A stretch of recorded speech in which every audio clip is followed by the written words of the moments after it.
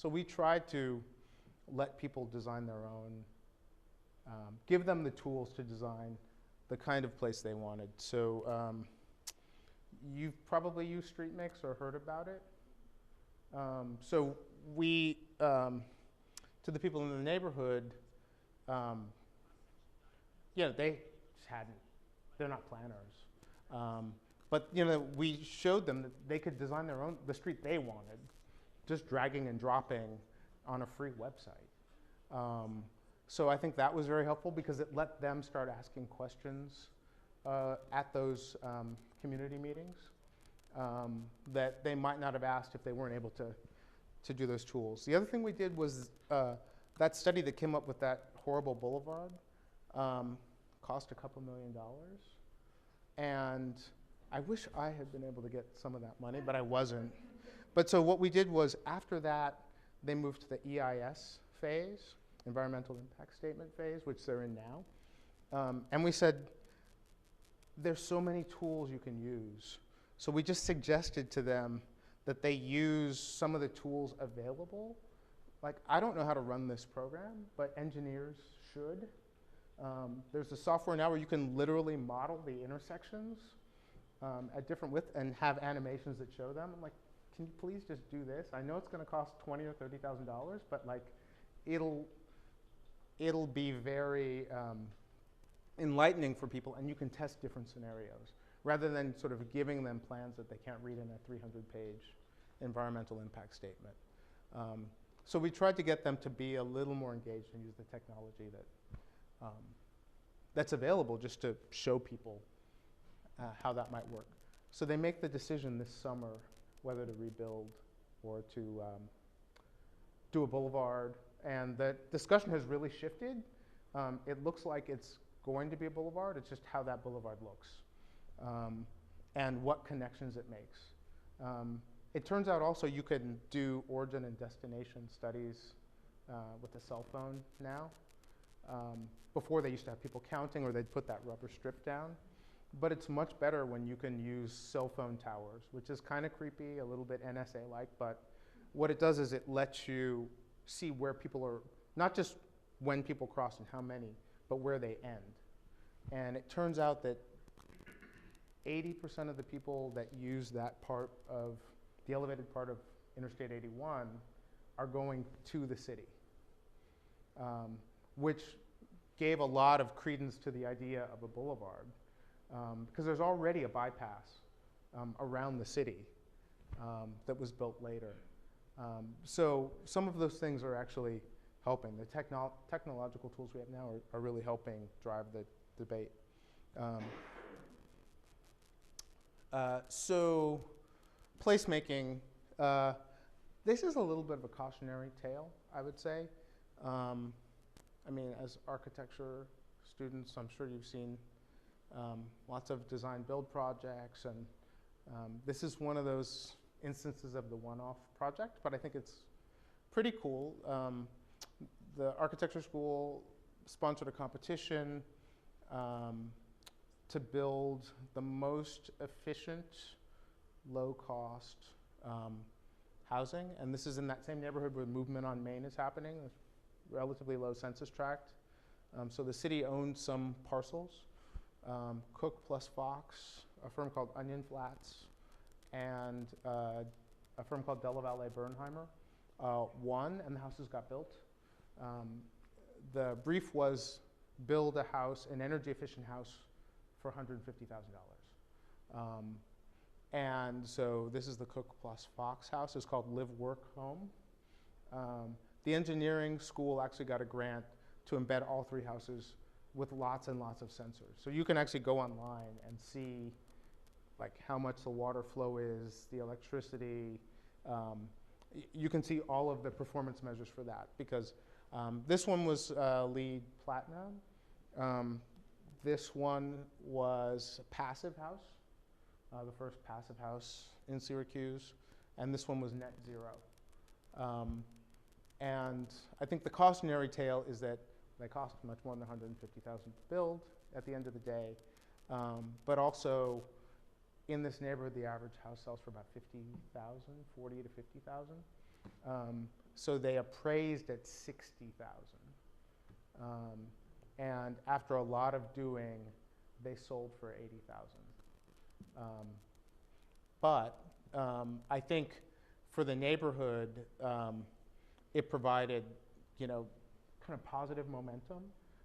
Although they kind of do look like spaceships, the neighbors were happy that, new construction hadn't happened in the neighborhood in a very long time. And more construction and houses in the neighborhood started getting fixed up. So I think it did have a positive benefit. And in addition, it had green infrastructure aspects to it as well, through that same program where stormwater had to be mitigated. So that was actually paid for as part of the street improvements, but we were able to extend it not just from the curb all the way to the yard of the house. So the yard of the house had native plantings, porous surfaces that were paid for as a stormwater mitigation strategy by the city. Okay, so those are Syracuse. I'm still sort of in my mind thinking about how you create those solutions, especially when you might not always get the subsidy or the market might not be in the right place. So I was thinking about affordable housing. So that development with the 40-story towers and the smaller affordable housing, the 210 affordable units got 45,000 applications. And lately in New York, when affordable housing developments have come up, because most of them are private developers including affordable in their projects, it's more like 60 to 100,000 applications for anywhere from 80 to 100 units. So like the David Ajay just did a building in Harlem, and that got 85,000 applications for its 150 units. So I was thinking to myself, okay, so where is everybody else living? Right, what do we do? Right, we all want housing that's affordable for our income.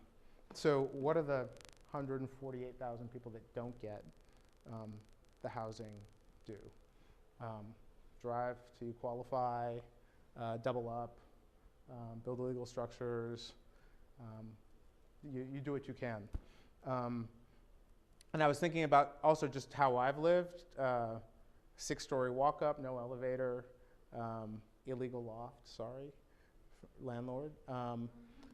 1-story bungalow, the shingled style is a cooperative that I lived in, and you worked 5 hours a week and the rent was pretty low. Right, so I think we all design our own affordability while we wait for affordable housing, right, for that beautiful 2-bedroom David Ajay designed apartment. And so that resulted in something I called Designing Affordability, which was an exhibition.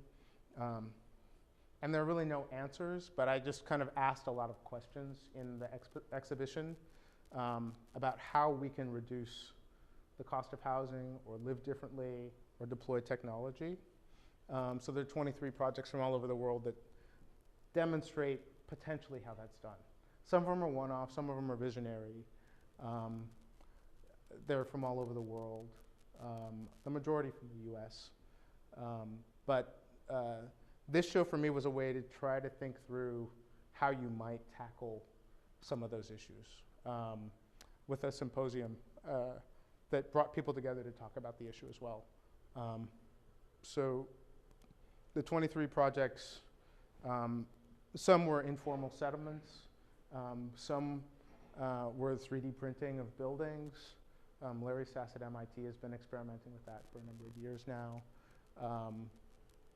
Some just build simply. So Project Row House in Houston, it was taking shotguns and reconfiguring them. And the questions there were basically how do we increase density but provide for all income and extend the city.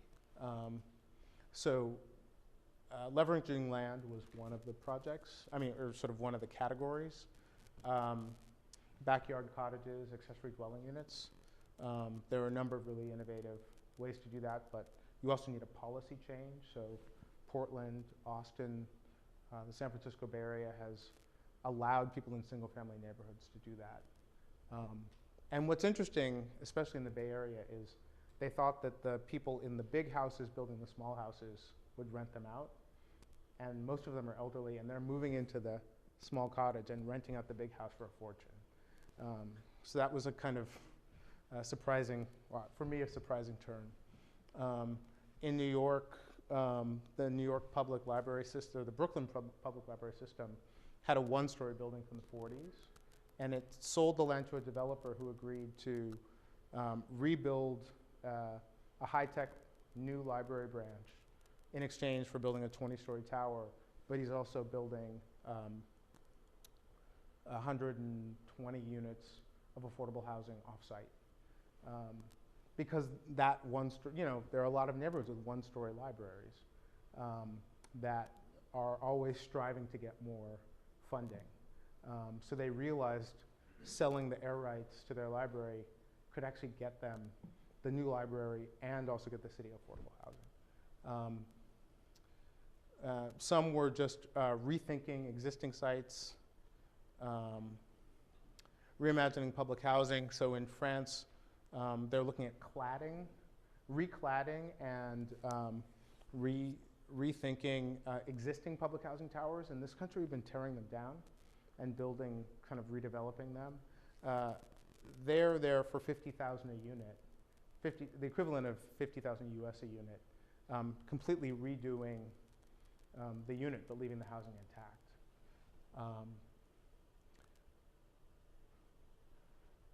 And then technology, some of which is visionary, but so this is a project at MIT where they embedded sensors all over an apartment units and they get the functionality of 800 square feet in 250 square feet, because everything folds in or folds up or pulls out.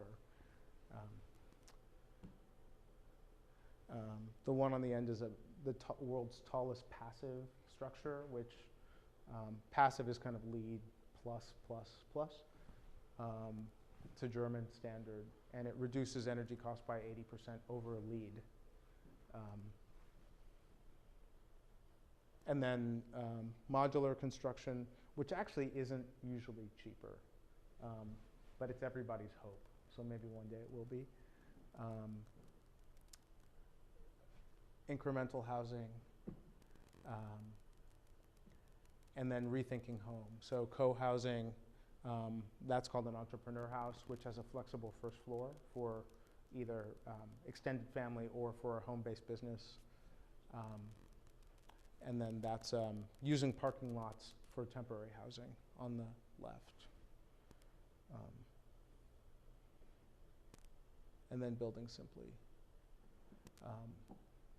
Which I don't know if you've seen the article, but usually when people say there's a $100,000 house or a $20,000 house or a $50,000 house, it's usually not. They just don't count the free labor or the students that make it happen over the summer or other things. But I think it does show us it might show us ways of creating new techniques. So that's what I got. But I'm happy to take questions.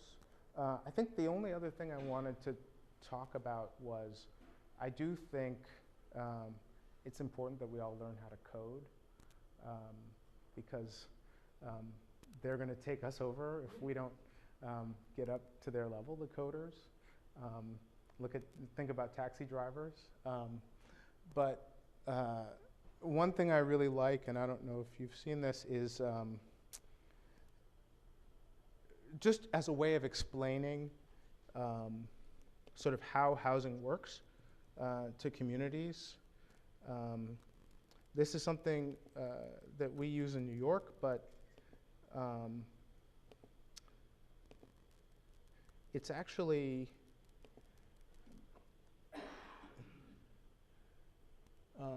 something that I think people should talk to them about and do it for every city. You can actually even It works on your phone as well. I'm fine with people using their phones, but it's chpccny.org. And what they did was they were trying, with all the rezonings happening in New York, they wanted ordinary people to understand the process and the complexities of it. So this game lets you figure out how to make housing affordable. I don't have people seen this. Do it for Cleveland. Learn how to code. So what you do is you pick a target rent. Well, first you pick a borough. Where should we go? Hmm? Here. Well, they've only done it for New York. But Brooklyn. okay. How specific can you get? Can you go inside of Brooklyn? Can you go, or is this just like? You can go, I think you can get pretty specific.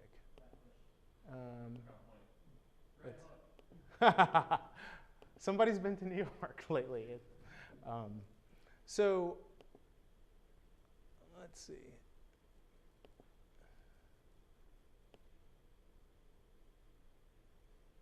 Bushwick, you said?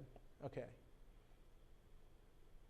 So what it does is, as you slide these things, it sort of guides you through the process. So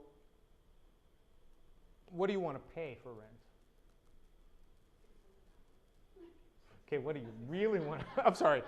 What do you think the rent is? 2,100 bucks? Let's say 2,000. Mid-rise or high-rise?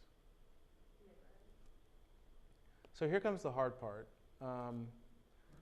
So if you're building a mid-rise in Bushwick today, and you're the developer, to cover your costs, you would have to charge 2,500 bucks.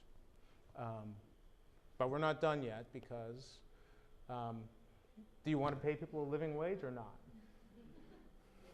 You can actually decide in New York. No way. No? We can be heartless, it's just us in this room. Okay, we're not going to pay a living wage, which just means you get a big rat in front of your building. It's like a huge inflatable rat. If you've ever seen that rat, that's what that is. Okay, so you're saying no. What kind of amenities? Basic, okay. You want a front door and a doorbell and things like that. So even though we're not doing union wages, we're still now up at 3,400 bucks. And would a high rise be more or less? More, yeah. Will you pay the doorman or the maintenance staff a living wage? Yeah, let's not be stingy. So here comes the problem, right? So should we try again? Why don't we add in subsidies? Because we don't want to accept the higher rent. So this is the part that I think it's interesting, right? So do we, is it city land? Maybe. So do we subsidize the cost of the land? Right now we're the city, like, sure, why not?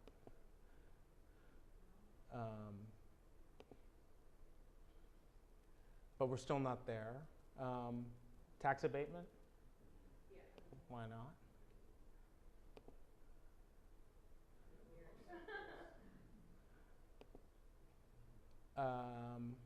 Cross-subsidize? That means that they're going to be market rate people in your building pay a higher rent in order to subsidize the lower rent. Okay. So how much do you want to increase the rent for other apartments? 50%. There, you did it. And I think it's great because it's New York specific, but frankly, if we all knew how to code, CHPC would give us the code and we could tailor it to the city we wanted. And I think it'd be a great tool to help people understand some of the dilemmas around affordable housing and wages, especially now that we're talking about the $15 minimum wage, and we're talking about affordability crises, and the cost of land. The other thing it does is this.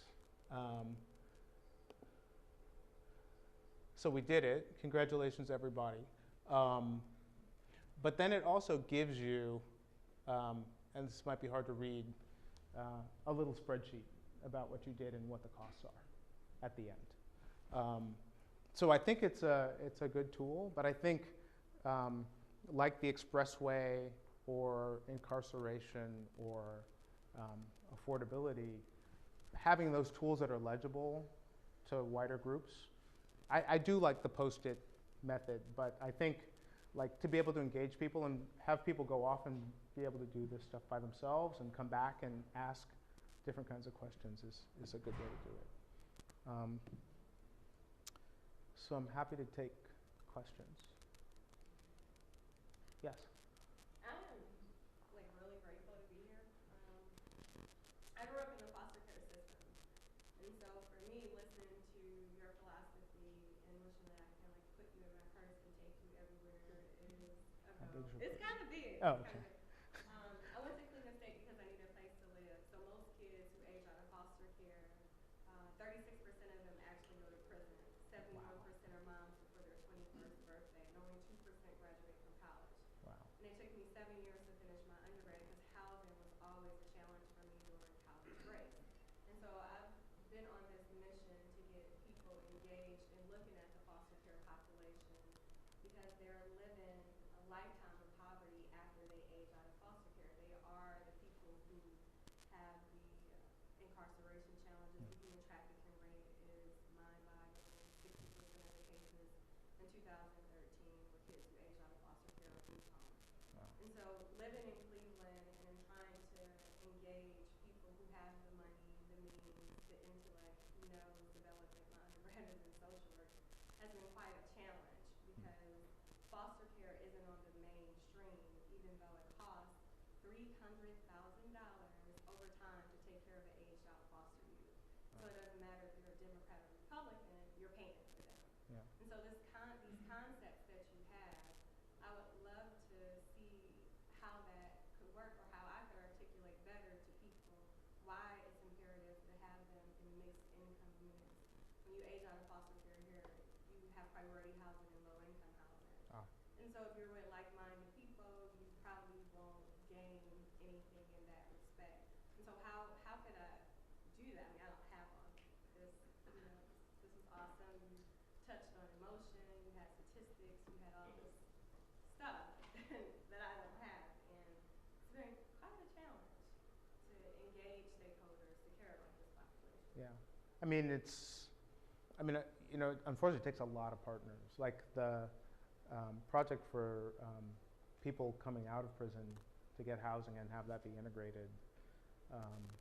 So the Syracuse project was called the Castle Gardens Replication Project. That first project I showed with all those different partners, that was Castle Gardens that did it first. And it took them 12 years to build that building. It was a shelter first, and then it took them 12 years to sort of raise the money, get the political will, get legislation changed, get a zoning change.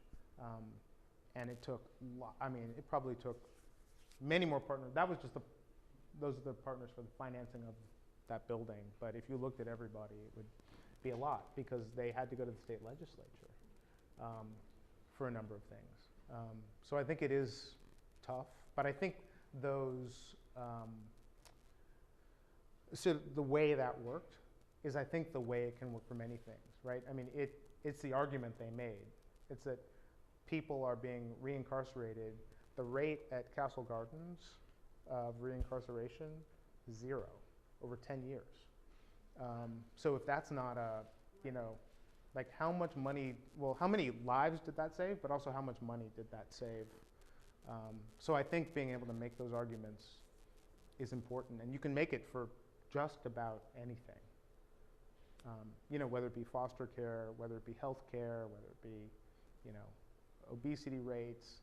I think it's just framing that argument and then getting the partners. Yeah. Yeah. So the irony wasn't lost on me that you have a ton of experience in finance, but showed 5 basically unfinanceable projects, conventional. So do you have any ideas about reforming conventional lending such that one-off projects or mission-oriented projects can be more successful when you walk into the banker's office or when you're sitting down with investment partners? Yeah, I mean, Movement on Main is funded. And the formerly incarcerated project is funded, or is in the process of being built and getting its funding. They're not all conventionally, right? No, I don't think there's any way to really finance this stuff conventionally. But I do think there's a little more pressure on the banks, speaking of technology. So there are platforms now. I mean, there's CrowdRise and FundRise and something called Neighborly, where like we can fund those things. You have to be willing to take a lower return and wait longer and take more risk. So I think that's one of the big problems. I also think it's also a policy problem. I mean, right? I mean, the mortgage interest deduction on houses that has no income cap, that seems to roll right along. And that's, you know, a couple $100 billion a year. So I think it's a policy problem, but I think also, you know, we also kind of have to put our money where our mouth is, right? Like, my deposits are at Chase, sadly, but, you know, they could be at PayPal or some crowdfunding organization. I just kind of like FDIC insurance. And so there is a dilemma there. I think, you know, somebody has to take the risk to prove that it works. And I think that's happened, right? I mean, it's happened in downtown Cleveland. Like, you know, those weren't big banks that started the revitalization. Those were people that took risk. So I think once you prove those things, you know, the banks are a very me-second kind of entity. Yes? Sorry, yeah. I come from the design industry, and so I talk to colleagues a lot, and there were a lot of solutions that we proposed that had a lot of urban design components, landscape architecture components. So that's the comfort world for me. You have a large experience, and I'm going to go out on a limb in areas that I have discomfort in. And so I'm from out of this country. Can you speak and tell me a little bit about the mindset of why? You know, when you're students, you tend to live shared co-housing. I lived in for my grad school, sharing with other students and living in a co-housing setting. And then later on, we did show some co-housing examples. And in my own community, there's a lot of desire for co-housing for the aging population. And I never have thought about it, but you mentioned prison, incarcerated people. What is the mindset that there is that the only way to live is in a single detached, way, with the nucleus family? I mean, all the traditional family lifestyles are disintegrating. I'm just trying to figure out why so many vacant schools and communities are done. Could they be repurposed into something like that? And could there be a marriage of non-traditional lifestyles with, repurposing of all of these vacant spaces? There can. I think there's this thing over here, the American dream, and that isn't just an abstract concept. It like feeds into policy and tax code and all these other things that kind of zoning that discourage those things. I mean, it took, I think, 10 years for Austin to pass that ordinance to allow backyard cottages. You know, so I think, unfortunately, What population was living in that example you showed? That co-housing example? yeah, so the guy that did that and his wife, his name's Eli Spivak, he has walked probably 15 years to change the policy. I mean, most people do, if they want to do it, they do it legally, right? But he fought, he has a blog called orangespot.com that advocates, and he goes to city halls and flies around the country telling people this. But I think that's the problem. I mean, there's a design solution, which seems pretty legible, but I think there's also the policy part of like, almost like trying to go back to the 50s and try to rewrite some of that stuff that's so embedded. So you're saying it's prevented by zoning laws? It's prevented by all sorts of things. The co-housing is prevented by zoning laws? Yeah, yeah. I mean, you go back to the 1800s, and there are some reasons for that stuff, right? Like, you don't want 15 families living in a room, but, you know, two. And there's assisted living that happens for every community, and that's cycle. Yeah, that's okay. That's Yeah. okay. Families in a single-family neighborhood living together. Yes. I'm just curious, like in a city like Cleveland, do you see any issue with, you know, where the population in metro area is neutral or declining for the most part in Northeast Ohio? Do you see an issue with constantly building new, even if it is new affordable units, whether they're inside the city or when, you know, we're sort of just creating more capacity for, you know, a consistent level of population or declining level of population, especially where we're seeing sort of preferential treatment to downtowns now, to the neglect of suburbs like Bedford Heights, Middleburg Heights. I mean, we all know the areas around town that are struggling with now. It's sort of like this reverse flow, but there's not enough population growth to really support any of that. Yeah, I mean, I think that's what led me a little bit to the exhibition, was I wanted to figure out how people could have individual agency in addressing affordability rather than relying on, you know, the related companies to build a 40-story tower over 20% affordable with, you know, $14 million in subsidies. To think about how you might reimagine those suburbs or inner ring suburbs, you know, for aging in place, or for reimagining how they might have retail component, you know, or an extra unit, or you know, downsize, which a lot of times the zoning still prevents, even though there's like, it seems like people would rather see the neighborhood stagnate than make changes that might help those neighborhoods. Well, I guess, if you don't mind me asking a follow-up, the reason I ask is only because in places like maybe Euclid or Warrensville Heights, homes are very affordable now, ironically. But, you know, it's almost like those are, because they become less desirable areas to live, people want to, it's like, it's strange, you know, they're becoming more affordable, people want to move somewhere else, more desirable, but it is affordable at the same time. Like, what, is there a moment or a way we can sort of stabilize all that movement and sort of, you know, I suppose equalize some of the disparity there? I mean, I think if the drought continues, maybe. I mean, you know, you probably saw the statistics about, they just came out with a kind of interim census where so many people are still moving to like Arizona, Nevada, and all those places, which is, you know, about cheap land. It's about a tax system that makes that relatively easy. It's really easy to build new housing there. And, you know, I think that those Sun Belt cities, unfortunately, will be even worse off I see. in 30 or 40 years.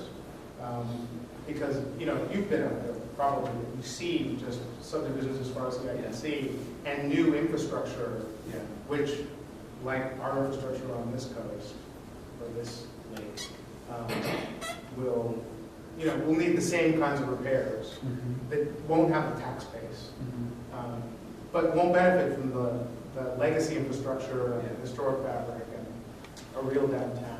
So I think it is a mistake to sort of perpetuate that condition, but I don't believe that's all. Particularly in north of Syracuse, how are you able to marry the issues that you're sometimes you get the Department of Justice and stuff where it can say, oh, this is something that is, take out your issues with their research question.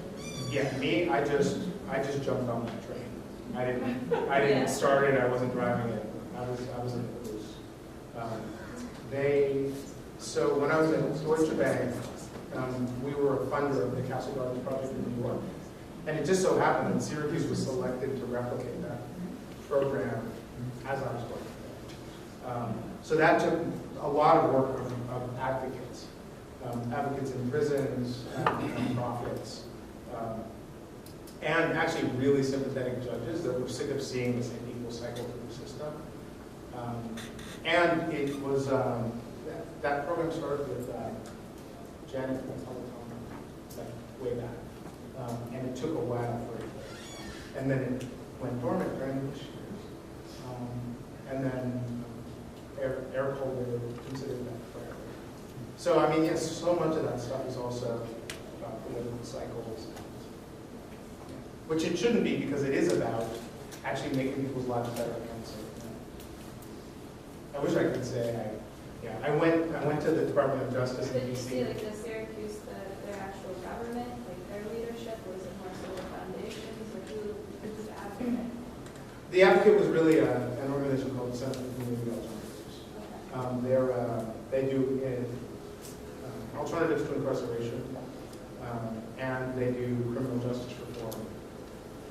So they were really the advocates. And they also realized they couldn't just be advocates, they had to actually start building housing. Because they were placing clients in, like you were talking about, they were placing people coming out of prison in pretty bad conditions, but the only choices they had. So they were really advocates. Yes? My question is around resources or tools you could recommend on kind of two related topics. Based on the designing affordability exhibition you did, what are some resources you would recommend looking into around creating smaller scale, more community-led, autonomous, or I think you said individual agency, within the realm of affordable housing projects that community members can do? I'm interested in learning more about tools or financing mechanisms that work on a smaller scale. Yeah. I would definitely look at Orange Swamp. I can pull it up, but that's in Portland, and they've now done, I think, 7 or 8 co-housing developments, and they have like resources, and everything they do they put online, and they're very open. So in that realm, I would say that. And what was that? Oh, it's called Orange Swamp.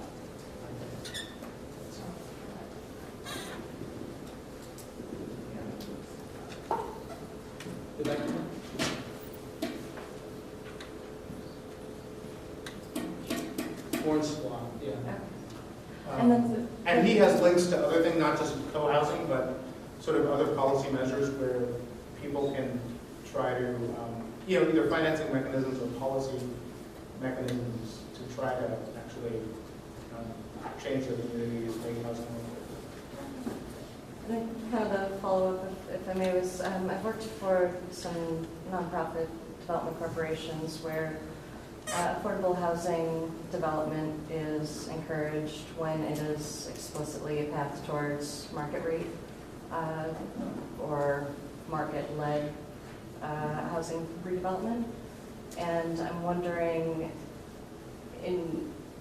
have you seen cases where a community design process or community involvement can lead to affordable housing projects that aren't just a primer for future development, that make kind of lasting impact on the layout of a neighborhood?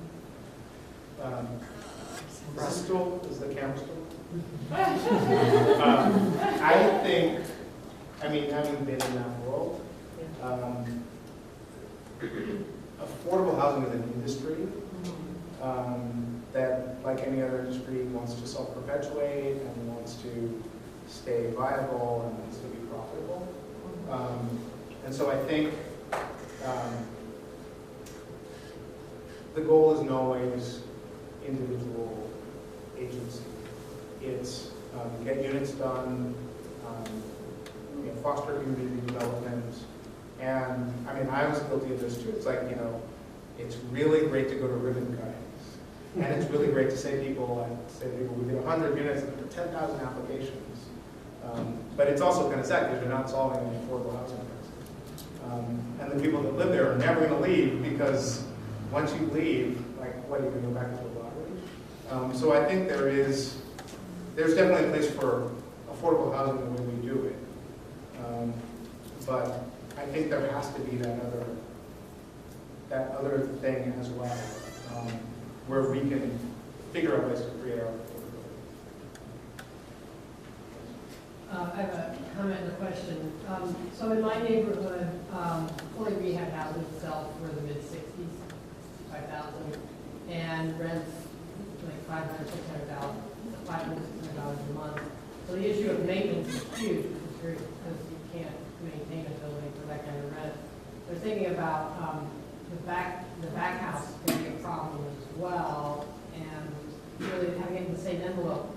Something that really makes more sense. So you would have more flexibility in the envelope, whether it's a two-family that goes to a one-family that goes back to a three-family or whatever. But in that first floor, too. So we're so conscious about the issue of low rents and low sales prices. But I'm looking at the second question, which is about where we are, design competitions and so forth in design. If you were starting out with a project that you wanted, you knew it was going to be a heavy lift in terms of financing and layers of subsidy and so forth, how do you feel about, or do you think that having an innovative design or that kind of focus and buzz about design at the front end really affects how you can attract subsidy, say you're in year 3 or year 5, or is it better to focus on the nuts and bolts and then save the flashy design for the end? Is that camera still? I think the competitions do a couple of things. Part of it is to get other funders and to create a buzz around the project. There have been a lot of cases where you do that competition, and then if you come back 5 years later, a conventional architect is built a pretty fine building. It just happens. Because a lot of times people that, let's say, won the competition, never built affordable housing and don't know the specific mechanisms or design processes around them. Or maybe they get paired with another firm and kind of get watched along the way. So there are problematic things about it. But I think if you have a competition, you should always try to pay the firms. Because it's still good for the portfolio, and it gets everybody thinking in ways, and some of those things might get incorporated into the project. But it doesn't always work out. It's true. Should we go one more? Maybe one more, yeah. Go ahead. Well, we have time. Weigh in. Thanks. There's a tons of things that I feel like you have like 5 lectures that can be unpacked here. And I really appreciate your work. I have family roots in upstate New York, so Utica, Syracuse area, so I admittedly know a lot of the places that you're talking about, so appreciated a lot of the talking away there. I was curious in the re-entry housing project, was any of, beyond the parole officer kind of really on site, was there any other job skills training or anything that is coupled with the program, or are the people just being provided housing? That's the first question. My second question, very big question, is, and I again really appreciate, I think in your work, you're questioning a lot of things as far kind of upstream as possible. And I like you alluded at one point to kind of the neoliberal world that we live in. Do you think the private market and this kind of quasi-governmental market that so much affordable housing is provided through, can it fix the affordable housing problem that exists? Is can it be done? Or does the federal government need to, public housing need to be provided at greater scale by, municipalities and the federal government at all levels? The first question first. Yeah. So Center for Community Alternatives, which is a nonprofit social service provider, is for the first time becoming a development partner, and is going to provide services in the building. So the parole officer is the Department of Corrections, but they also have space for their existing job training programs, counseling, supportive services, job skills, life skills. So that'll actually, I think the innovative part is that's embedded in the they have an office now that people go to, but they really want to be. Have you heard of the Cleveland Edwin's Leadership and Restaurant Institute, perchance? I think you might be interested. It's a nonprofit I've been working with that they're actually coming from the process of providing, it was a culinary job skills training program for people going through the reentry process. And now we're providing housing for the students in the program. But it came from that. But in working with them the last couple of years, I could not find another program that actually was coupling housing and job skills training. It's like everyone kind of stays in their silo of, we're an organization that provides housing and that's all we do, or we do job skills, that's all we do. And I think, I'm excited to hear that there's others. Yeah, they're a great organization. They're actually in the newspaper today because HUD is making this announcement about affirmatively furthering fair housing, and it's because of their advocacy that's happening. But on your second question, I like numbers and finance and math, but I do get a little depressed sometimes when I think you can only have affordable housing if you have market housing, right? You can only have a waterfront esplanade if you have a football stadium. Like there's that kind of thing that's happening where that seems like that's the answer to everything, and sometimes it's not. So I don't know what. I mean, other countries do it, but that it's a commitment on a federal level to saying things like housing is right, healthcare is right. I mean, we're just not in that world, so I guess we deal with the world. But I think part of the design of affordability was also seeing what people are doing in the world about affordability, about raising incomes, about tackling homelessness.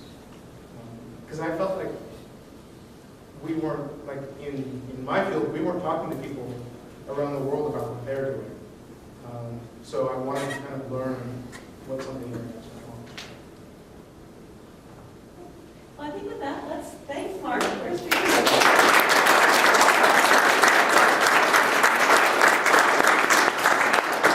And of course, thanks to Georgetown Foundation, who's been supporting the whole series. We really appreciate that.